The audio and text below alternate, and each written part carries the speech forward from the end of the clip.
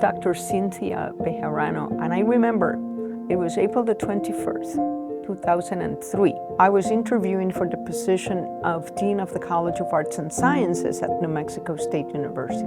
And in one of the group sessions, there was this very young assistant professor who had the curiosity at that early part of her tenure to come and participate in those interview sessions.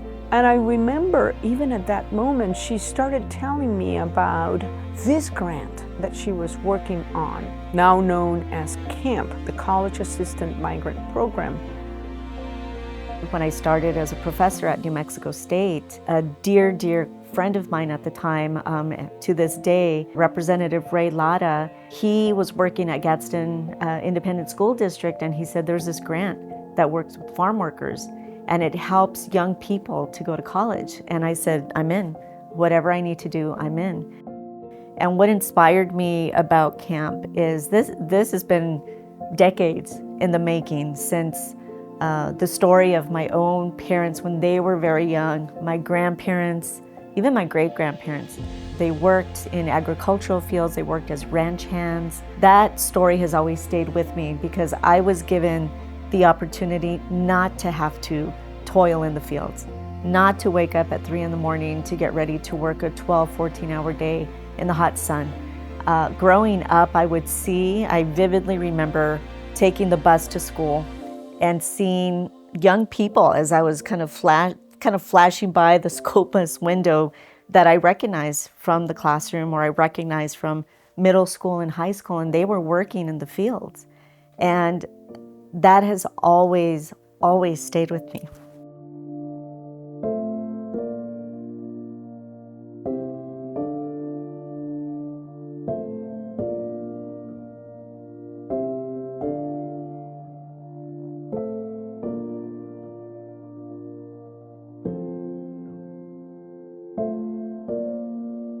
I think that Cynthia embodies our logo, right? Be bold, shape the future, because that's exactly what she has been. She has been courageous throughout her life. She has charted new pathways. Once she became a faculty member, she brought to the Criminal Justice Department a new approach to the discipline.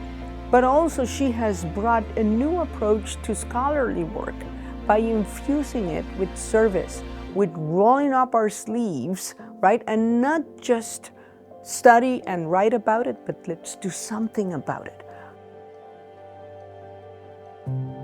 Why do I do the work that I do, which is based around questions really of injustices? What happens to farm workers? What has happened to women who have been placed in very vulnerable situations? And I've always gravitated to working with and working for marginalized and vulnerable communities because I came from one. I saw what it means to deal with generational poverty, generational violence, and so much of that is steeped in infrastructure and the lack of infrastructure. As a criminologist, I was trained to think about violence perhaps differently than other people.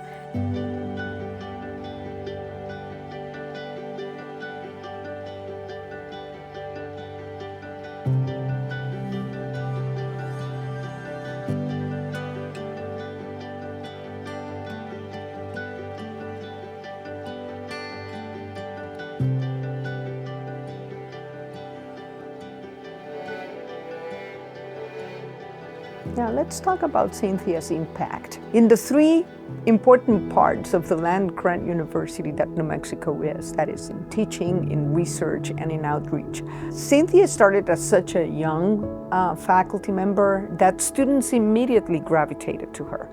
They wanted to learn about criminal justice from a different perspective, a more empathetic criminal justice, right? In terms of her research, Cynthia started to work with something that today it even appears in Netflix, and that is a huge problem that we have in Mexico known as feminicides.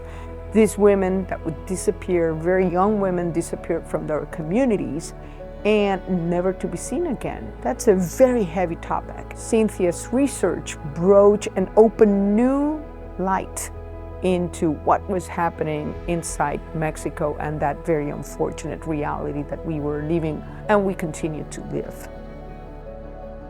And then there's the part about service, which is perhaps the most important aspect of the Cole Award. Cynthia has always had part of her heart in the communities that she served. She would work on farm laborers advocacy from very early on. And I think that it was that part of her heart that drove her to merge her teaching, her research, with that community service part.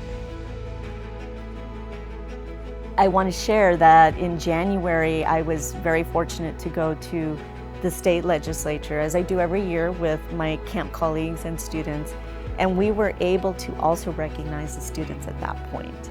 That for me was the award ceremony that marks a lifetime achievement award, was to see our students being recognized now as professionals.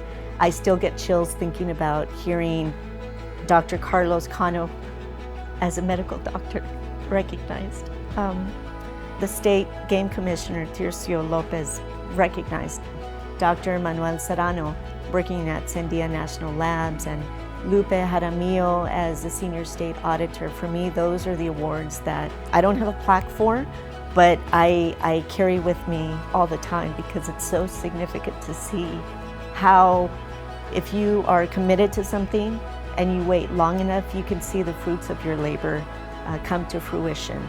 It means that something positive is coming from the little bit of work that I'm doing.